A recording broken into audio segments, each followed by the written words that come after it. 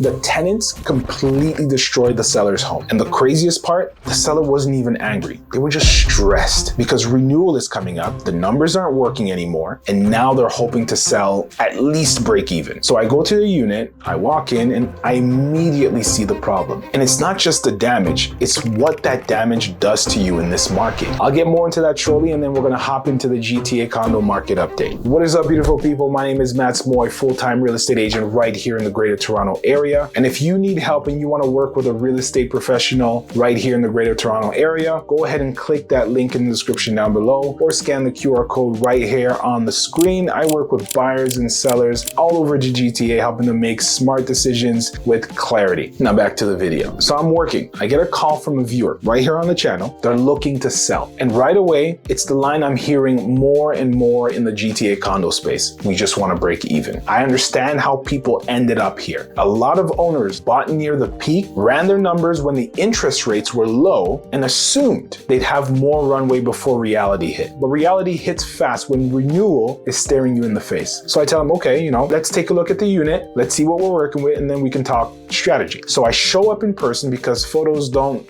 tell a full story, and it's been a while since the homeowners have actually visited. So I step inside, and within seconds, I'm thinking, oh my goodness, it's one of those. The unit was tenanted to students, and it looked like nobody treated it like an asset. It wasn't a little messy. It was the kind of condition where a buyer walks in and immediately stops imagining living there and starts imagining how much work they're gonna have to put into it. Now, there were obvious signs of neglect. Bathroom leak issues that clearly happened at some point, general wear and tear beyond normal, and the overall cleanliness, it just wasn't where it needs to be if you want top dollar. Now, the silver lining, it's fixable. A proper clean, paint, fix the leaks, tighten up cosmetics. This isn't a tear down, and it's not hopeless. But here's the trap. The seller hears fixable and they translate that to perfect, so we can still break even. And that's where I had to slow them down, because fixable doesn't mean free, and fixable doesn't mean buyers ignore it. In this market, buyers walk in and do instant math, repairs, paint, time, uncertainty, risk, even if it's cosmetic. They don't call it cosmetic, they call it hassle, stress. And hassle equals lower offers, stronger negotiating, longer days on market, and less sympathy for the seller's situation. So when a seller says break even, my first question becomes, break even on what version of this condo? The one that exists today, or the one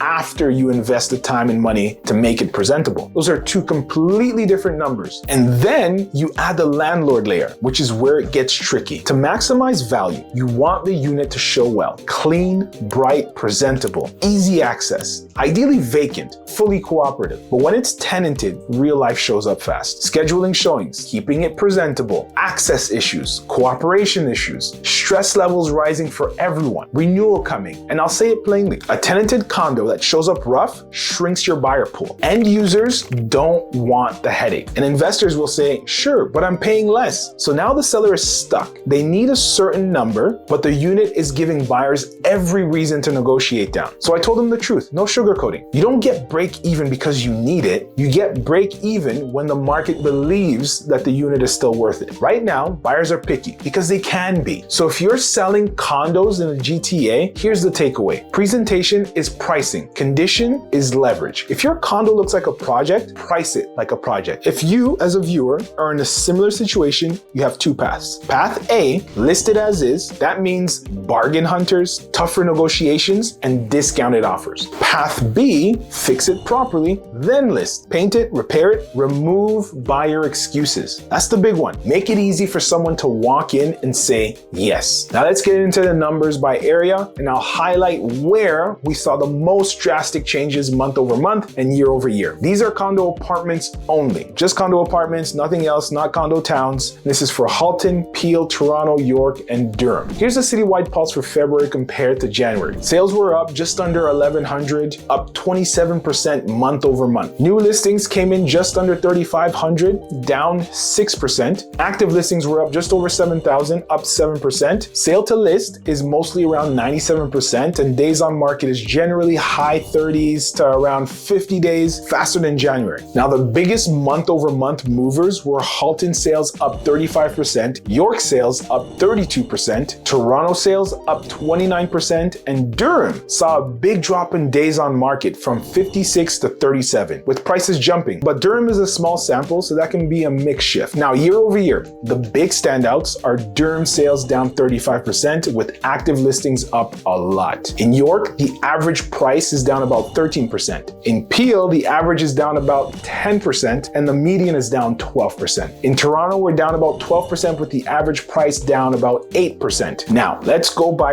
region. Let's focus on Toronto first. In February of 2026, 733 sales. We have an average price of $664,000, median of $575,000, new listings at 2,250, active listings at just over 4,500, sales to list at 97%, and 43 days on market. Month over month, Toronto sales were up 29%. The average price was up about 5%. Days on market improved from 50 to 43, and active listings were up, which means more competition. Year over year, sales were down about 12%. Average price was down about 8%. Days on market higher than last year, and both new listings and active listings were lower than last year. Plain translation, February was busier and a bit faster, but buyers are still negotiating and punishing anything that feels like work. For sellers in Toronto, you're competing with 4,529 active listings. If you miss on pricing or presentation, you'll sit. You want to launch sharp and remove any excuse. No sugarcoating. For buyers in Toronto, you have room to negotiate on stale listings or anything that needs work. But clean and correctly priced units still sell close to ask. Keep that in mind. Now let's head over to York region in February of 2026. 144 sales, average price of $571,000 and change, median price of $557,500, new listings at 445, active listings at 914, sales to list at 97%, and 45 days on market. Month over month, sales were up 32%. Days on market actually improved from 52 to 43, and active listings rose, meaning competition is still there. Year over year, sales were down about 11%. Average price was down about 13%. Median was down about 11%, and days on market is higher. York is it's a better month, weaker year story. So sellers need to be priced right and presented right. Buyers have real negotiation room, especially once a listing goes stale. Jumping over to the Peel region in February of 2026, 114 sales, average price of just under $510,000, median at $482,500, new listings at 418, active listings at 882, sale to list at 97%, and 42 days on market. If you're looking at month over month, sales were up about 9%, average and median prices were down, days on market actually improved, but active listings also increased. Year over year,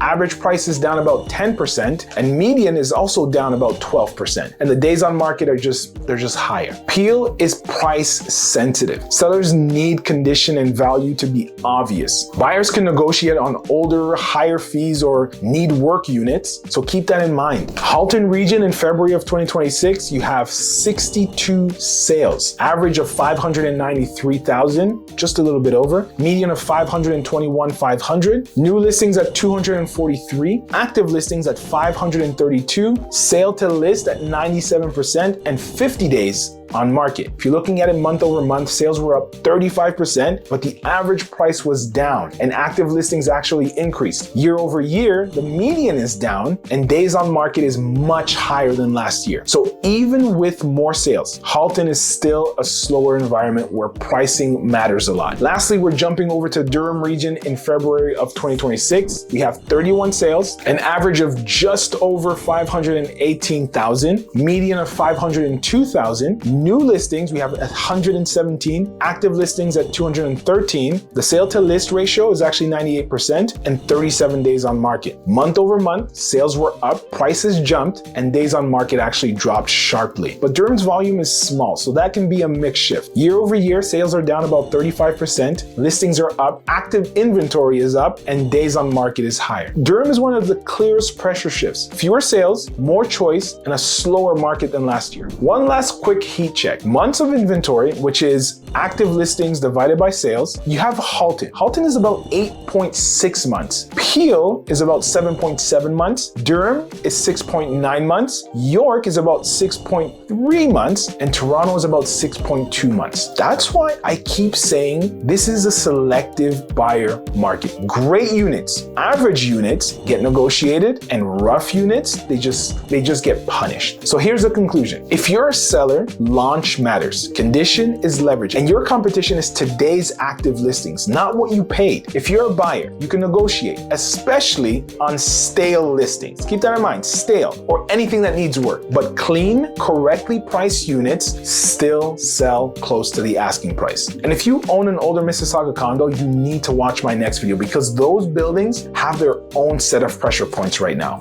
It's called Older Mississauga Condos Are in Big Trouble. It'll be right here on the screen and in the description down below. I'll see you there.